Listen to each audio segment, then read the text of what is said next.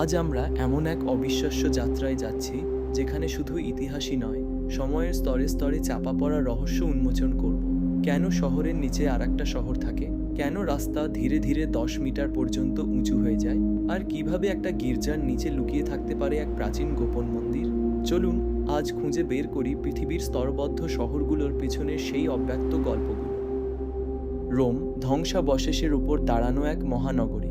1864 সালের একটি ছবি দেখলে বোঝা যায় সে সময় এখানকার মাটির নিচে কি অসাধারণ কিছু লুকিয়েছিল।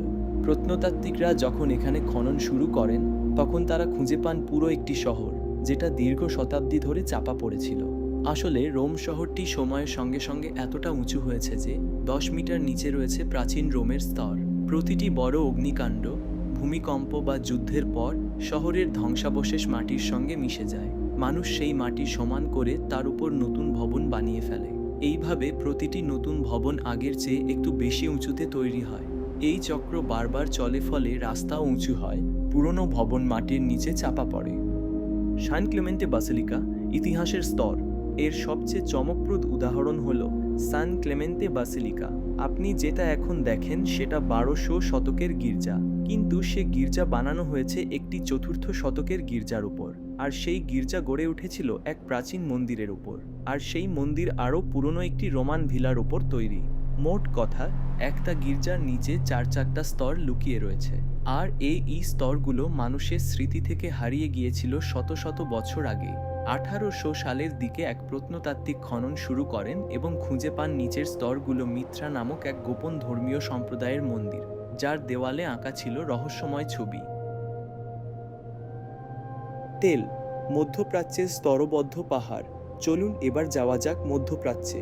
সেখানে আপনি দেখবেন এমন অনেক পাহাড় যেগুলোর মাথা অদ্ভুতভাবে সমান। এগুলোকে বলে তেল। যেমন তেল আভিভ। এই পাহাড়গুলো আসলে প্রাকৃতিক নয়, এগুলো মানুষের তৈরি।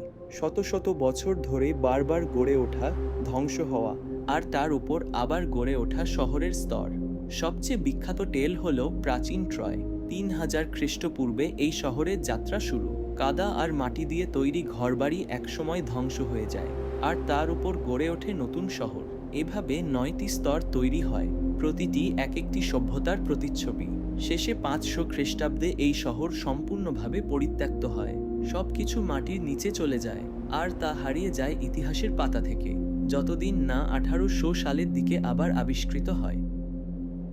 শহর যখন মাটিতে ডুবে যায়। সাংহাইয়ের গল্প। সবসময় শহর শুধু উপরে তৈরি হয় না, কখনো কখনো শহর আস্তে আস্তে মাটিতে ডুবে যায়। একটা ভয়ঙ্কর উদাহরণ হলো সাংহাই।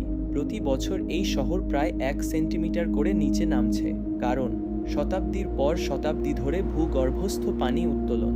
মাটি নরম হয়ে যাচ্ছে, আর বিশাল বিশাল দালানের ওজন সেই মাটিকে চেপে ধরছে।